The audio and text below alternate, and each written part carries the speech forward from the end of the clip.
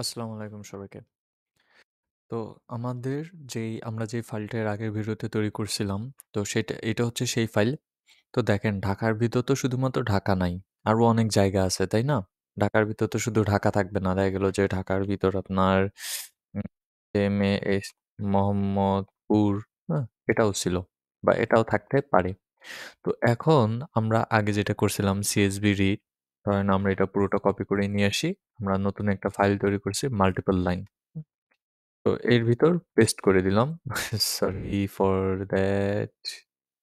CSV read, control C, multiple line, control V. এর ভিতরে আমরা পেস্ট করে দিলাম। তাহলে এখন এইটা কি প্রিন্ট হবে? এটা কি রান হবে? যেহেতু আমি CSV ফাইলে দুইটা ভ্যালু নিছি। তো সত্যি কথা বলতে এটা রান হবে না। এটা আমাদেরকে একটা বড়সড় এরর দেবে এবং এররটা হলো too many values to unpack। তো এই ধরনের ফাইল যেগুলো আমরা CSV নিয়ে বড় ধরনের কোনো ফাইলে কাজ করি, এই ধরনের সমস্যা এড়ানোর জন্য আমরা সাধারণত CSV লাইব্রেরি ব্যবহার করি। তো CSV read এটাকে আমরা কেটে ফেলি। তো আমরা একটা নতুন ফাইল তৈরি করছি মাল্টিপল লাইন, এটার ভিতর নিয়ে আসলাম। তো সাধারণত এই ধরনের যেই লাইনগুলো এগুলোকে রিড করার জন্য আমরা CSV ব্যবহার করে থাকি এবং এটাকে সরাসরি এভাবেও রিড করা যাবে না। এটাকে আমাদের ডবল কোটেশনের আন্ডারে নিয়ে আসতে হবে। তো দেখেন আমি উপরে নেম এবং হোম নামে একটা ডাটা তৈরি করে রাখছি। সো এইটা কি কাজে ব্যবহার করে এটা আমি আপনাদেরকে একটু পর দেখাই দেব। আপাতত কেটে দিই। So import CSV. CSV import করে নিলাম। এখন উইথ ওপেন এখানে আমরা ফাইলের নাম নেব।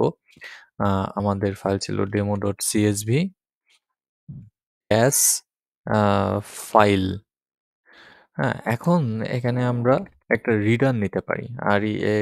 Reader is equal to CSV এর ভিতর একটা মডিউল আছে রিডার, সেটাকে আমরা কল করব যেটা হচ্ছে ফাইলটাকে রিড করবে।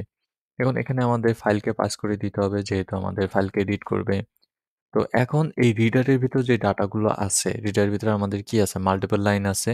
তো এই মাল্টিপল লাইনকে আমরা ভাঙবো ফর লুপের মাধ্যমে। ফর র ইন রিডার। এবার আমরা বলতে পারি যে এখানে আমরা একটা ব্লাঙ্ক ডিকশনারি নিই। ফর র in reader A dot append, এখানে আমাদের থার্ড ব্র্যাকেট, আমরা বলতে পারি নেম হবে র0 এবং লোকেশন লোকেশন হবে র1। সো এটা আমরা জাস্ট বলে দিতে পারি।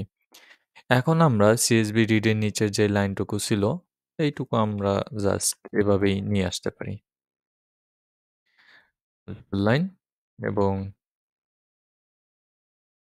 করা আমাদের পরিবর্তন করার কোনো প্রয়োজন নাই।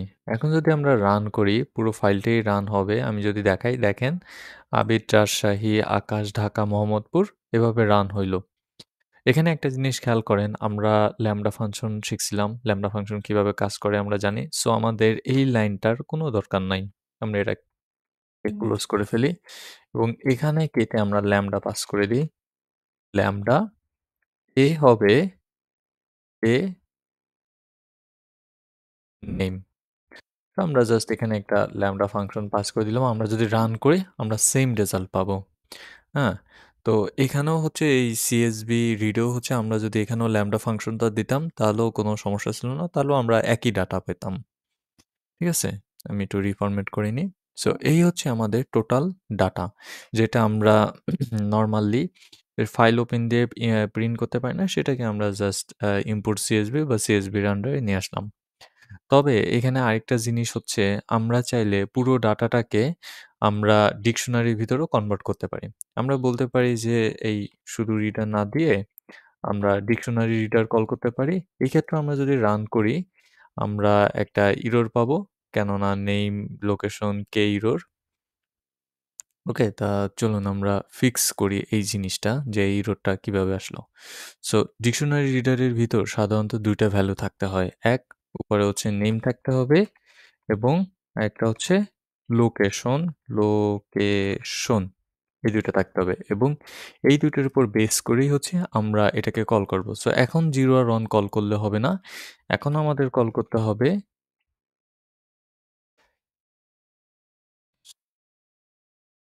কল করতে হবে নিমকে এবং এখানে আমাদের কল করতে হবে লোকেশনকে। লোকেশন, লোকেশন আমাদের মিলাই নিতে হবে বানান ঠিক আছে কি না। হুম, তো এটা যখন ঠিক থাকবে তখন আমাদের ডাটাটা প্রিন্ট হওয়ার কথা। সো নেম, লোকেশন, ওকে। আমাদের এখানে একটা স্পেস আছে, তো সেই স্পেসটা রিমুভ করে দিতে হবে এবং অ্যাগেন রান। তো অ্যাগেন আমরা যখন রান করতেছি তখন আমাদের ফাইলটা সম্পূর্ণ রান হয়েছে। এখন দেখেন আমাদের রাজশাহী, ঢাকা, ইন্ডিয়া, বরিশাল, কুষ্টিয়া এবং আমরা কিন্তু লিস্ট আকারেই পেয়েছি যেটা আমরা শর্ট করছিলাম। তো সেই শর্টের আকারেই এখানে আছে। এখন আমরা যদি লোকেশন শর্ট করি এখানে তাহলে লোকেশন শর্ট আকারে আসবে। হুম, দেখেন প্রথমে বরিশাল, এরপর ঢাকা, এরপর ইন্ডিয়া, যশোর, কুষ্টিয়া, রাজশাহী সব নিজেদের মতো করে চলতেছে। তো এখন শুধুমাত্র আমাদের তো এই জিনিসগুলো মানে আমরা তো দেখলাম এতক্ষণ ধরে, তাই না? তো আমরা চাইলে এই জিনিসগুলো সিএসভির মাধ্যমে লিখতেও পারি। তো লেখার জন্য আমি একটা ফাইল তৈরি করে রাখছি, দেখেন csv.write। তো এখানে আমরা ইম্পোর্ট করে নিই csv এবং আমরা একটা name is equal to import inter your name, file name না, জাস্ট ইন্টার ইয়োর নেম এবং location, location, inter your location. So আমরা এই যে দুইটা ইনপুট নিয়ে নিলাম। এখন আমরা উইথ, সো আমরা ডিক্ট রাইটার, এটার ভিতরে আমরা ডাটাগুলো লিখবো। সো বানানটা দেখেন DICT, dict writer with open DICT dict writer dot CSV. এটা কি সিএসভিতে? সিএসভিতে না, সো আমরা সিএসভি করে নেব কমা অ্যাপেন্ড এবং আমরা এখানে অ্যাস ফাইল, জাস্ট ফাইল দিলেই হচ্ছে, সিএসভি ফাইল দেওয়ার দরকার নাই বা প্রয়োজনও নাই। তো এখন আমরা লেখার জন্য আমরা লিখতে পারি যে writer is equal to CSV dot writer, writer. তো এবং সিএসভি রাইটারের ভিতর কি লিখবে? ফাইল লিখবে। সো এই জিনিসটা হচ্ছে আমরা লিখতে পারি লেখার জন্যে। তো এখন আমরা রাইট,